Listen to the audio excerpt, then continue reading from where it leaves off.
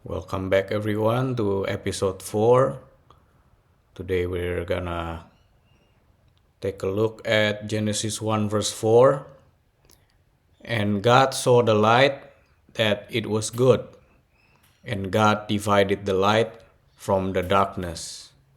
Vayar Elohim et Haor Kitov Vayavdel Elohim bein Haor uvein Hahosek. So the Zohar reads every verse of the Torah as layered with hidden meanings and cosmic implications. In Genesis 1 verse 4, the narrative continues the unfolding of creation. Having called forth light in the previous verse, God now sees this light, declares it good, and separates it from the darkness. Within the Zohar's mystical framework, these actions describe intricate spiritual processes, from the manifestation of divine attributes to the differentiation of realms.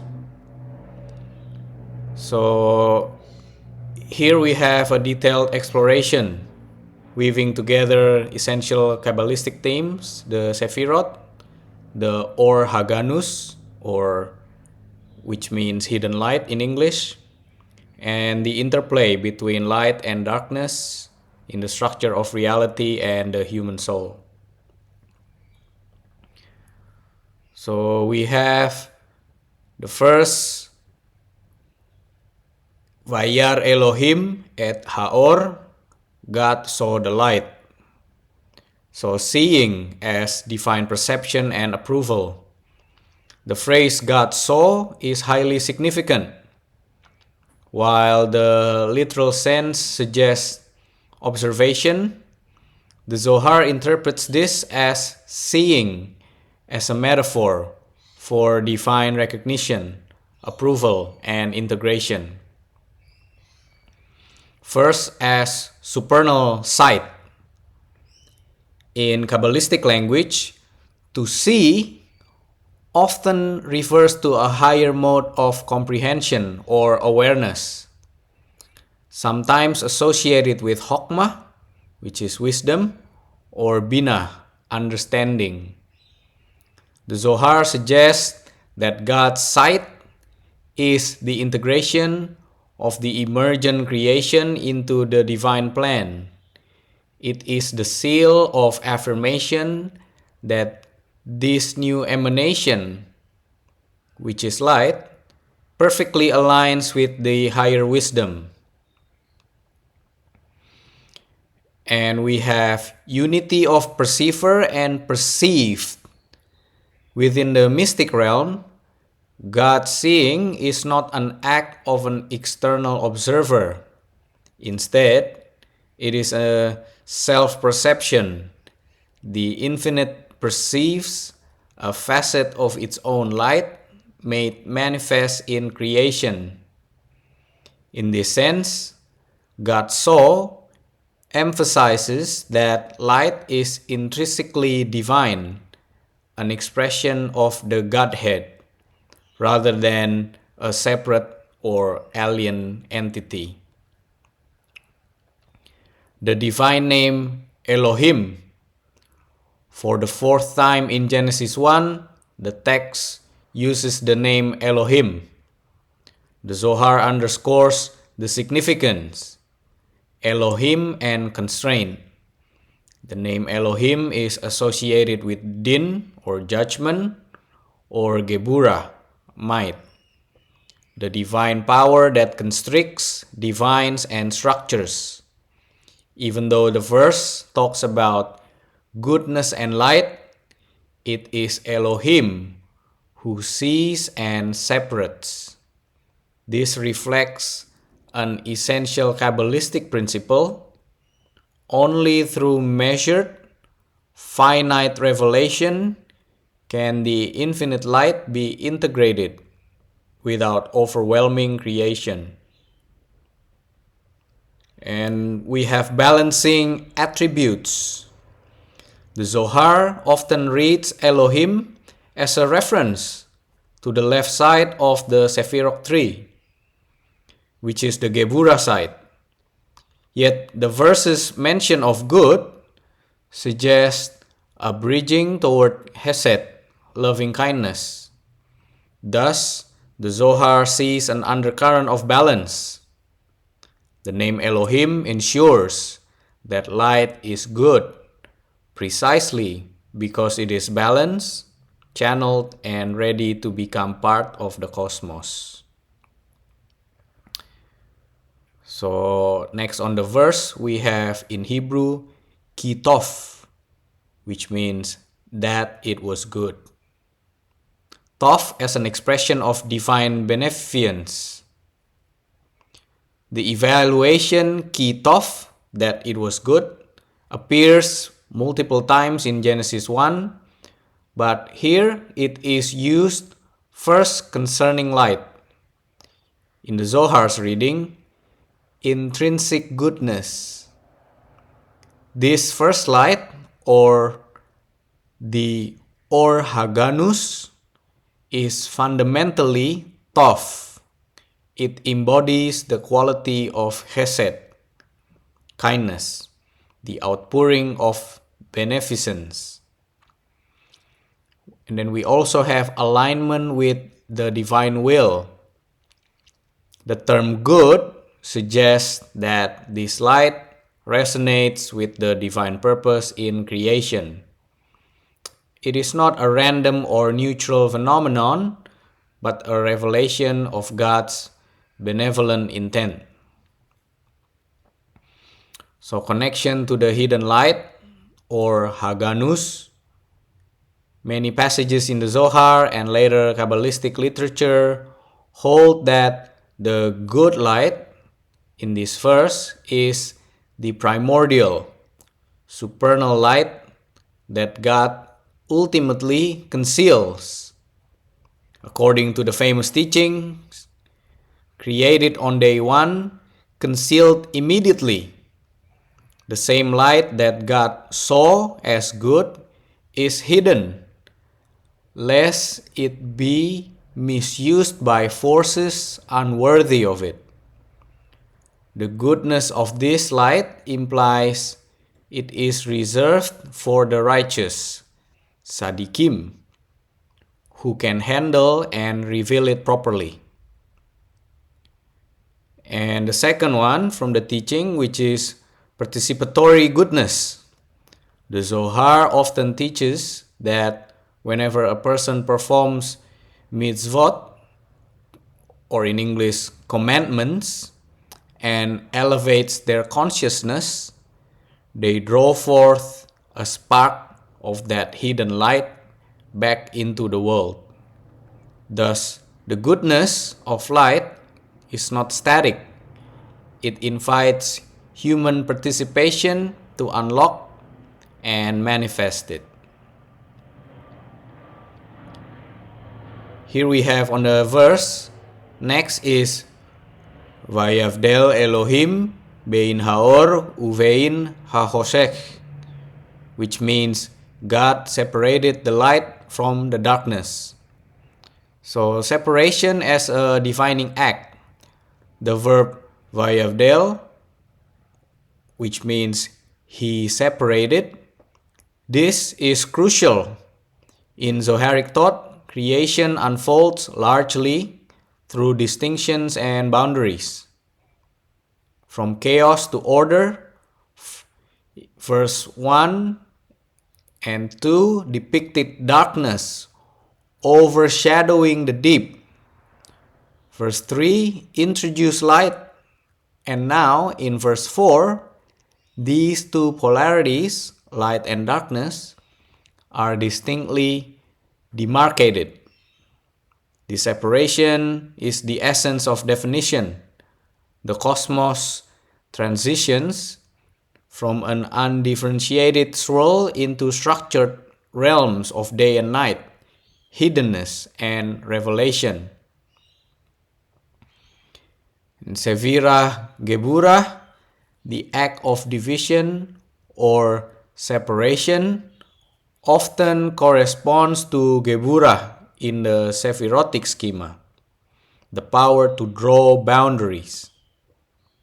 The name Elohim, once again, underscores that the creation's order arises from divine limitation as much as from outpouring generosity, from Chesed. So why separate light from darkness? According to the Zohar, the separation serves multiple spiritual purposes. First one is preserving holiness. The pure, supernal light must be safeguarded from being mingled with darkness, a metaphor for negativity, judgment, or unrectified forces. Without separation, the primal light could be diminished, misused, or overwhelmed by the chaotic darkness. Then we have creating polarity. The world's drama unfolds through the tension of opposites, light and dark, revealed and concealed, good and evil. By establishing boundaries, God sets the stage for human free will and moral development. So the last spiritual purpose is symbolic of spiritual growth. In personal terms, each person carries within them aspects of light, which is virtue and clarity, and also darkness, things like confusion and negativity. The Zohar reads this verse as a paradigm for one's own spiritual work, to discern, to refine, and to uplift the light within, separating it from the darkness that clouds the soul. So linking the verse to the Sephirotic emanations, the Zoharic commentaries often overlay the text of Genesis onto the 10 Sephirot. Genesis 1 verse 4 resonates with particular Sephirot. First one is Chokmah, wisdom. God saw, the light, can be associated with the flash of insight or perception. Then we can also connect this with Bina, understanding. Understanding that the light is good suggests conceptual apprehension, the articulate recognition of the light's value. Next Sephirot is Chesed, which is kindness. Light often corresponds to a flow of divine grace, the outpouring of benevolence. Next we have Gevura, or might. The act of separation points to the left side that imposes structure, boundary, and discernment.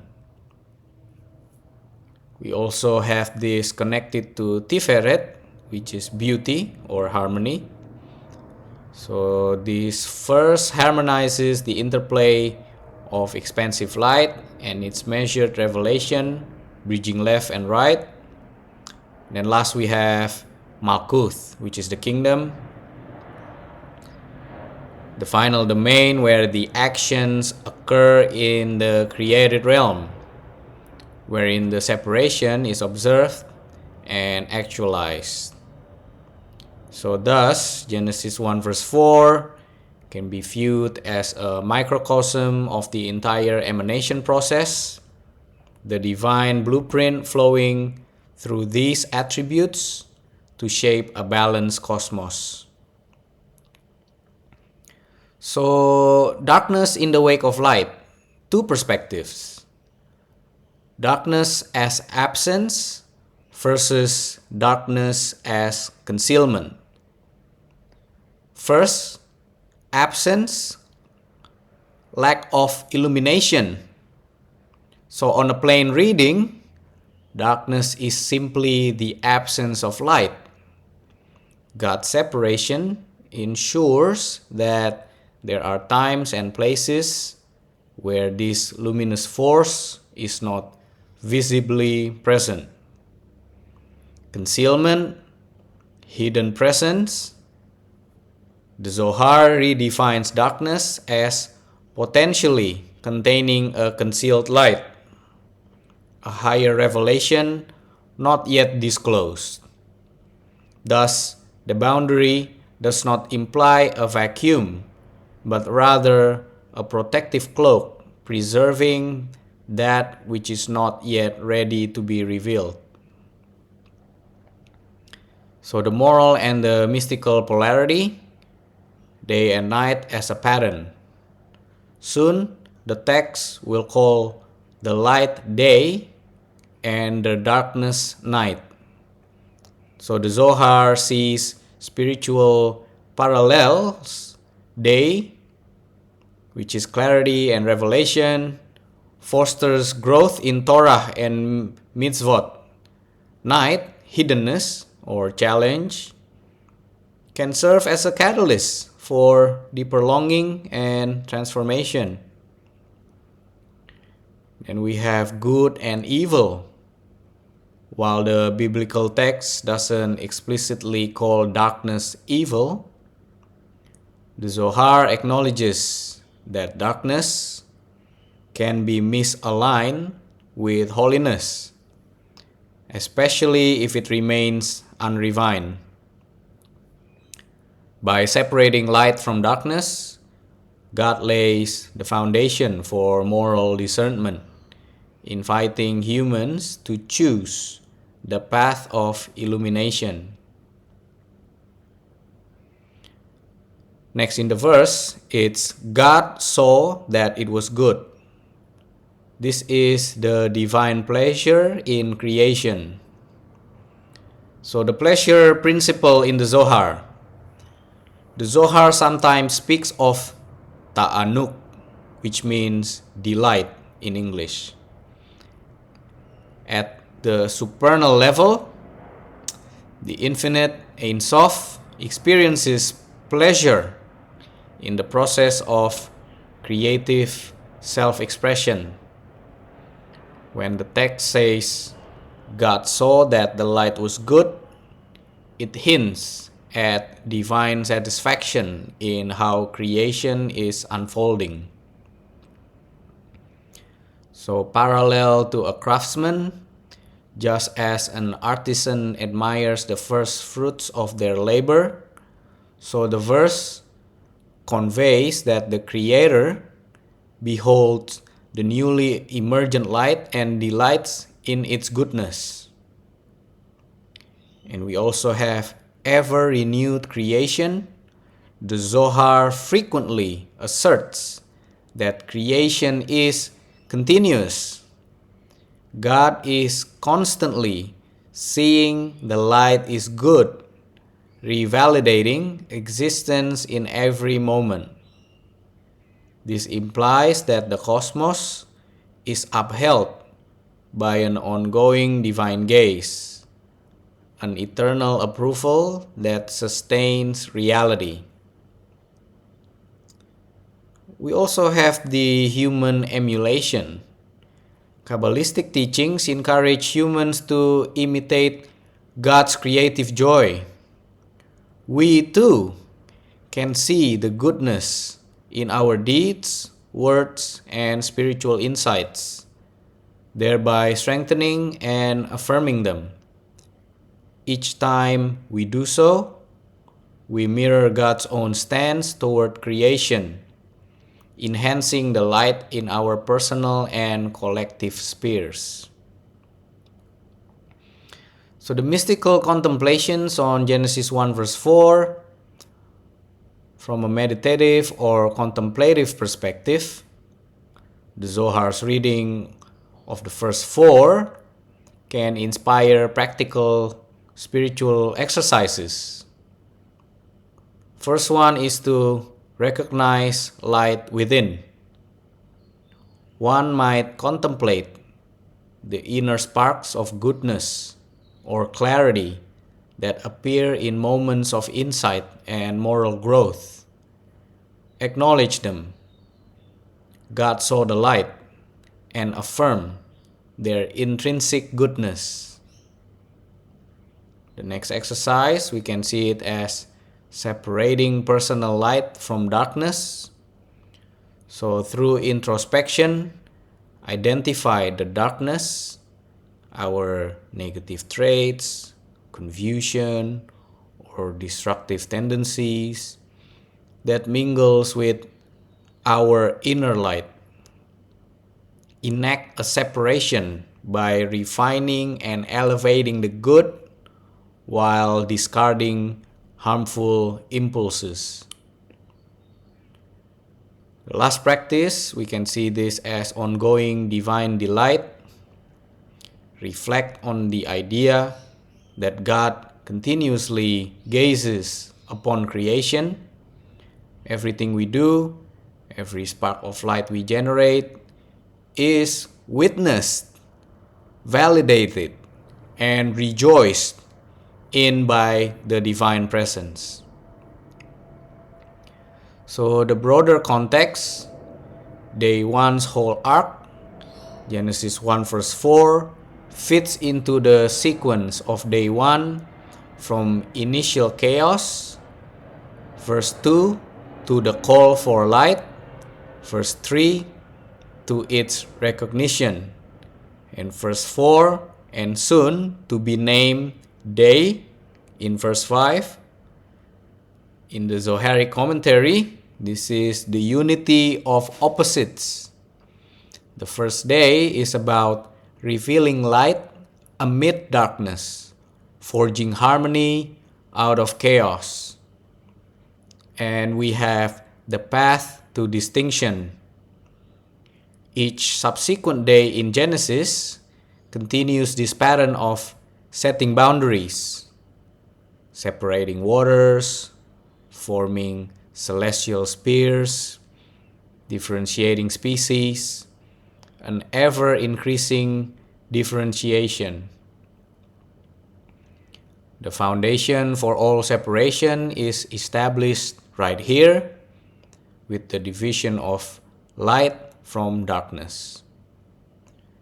So we're gonna summarize today's teaching on Genesis 1 verse 4. First, it's a divine seeing. Indicates the supernal approval and delight in the newly manifested light.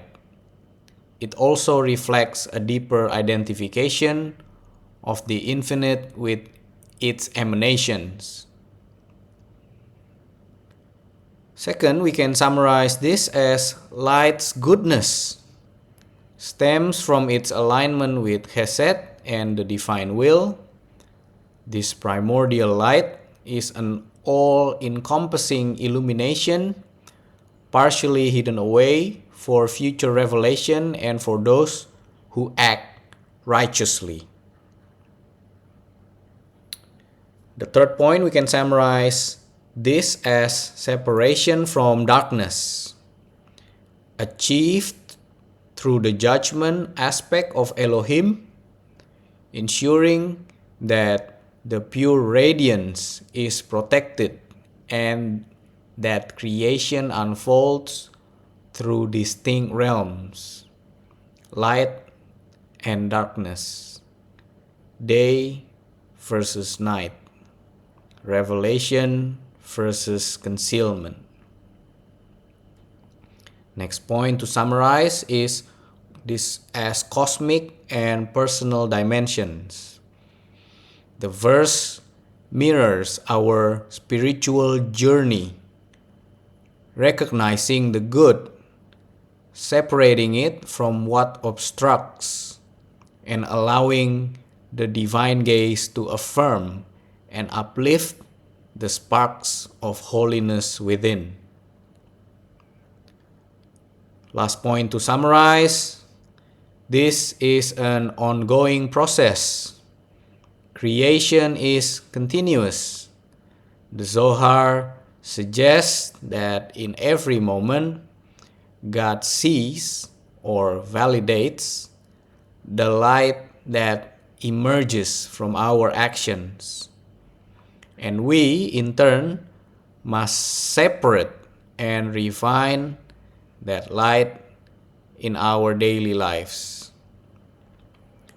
So by taking these teachings to heart, we discover that Genesis 1 verse 4 is not a mere historical statement.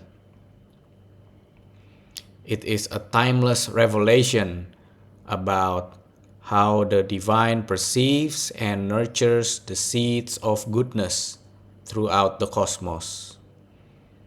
It affirms that every separation and refinement can become an act of divine service, reflecting the original God saw the light that it was good. An eternal decree reaffirming that light, when recognized and safeguarded, remains an everlasting beacon in the unfolding tapestry of creation. That's it for today. Thank you for your donation. The link is in the description box. Be blessed, everyone, and I'll see you on the next episode.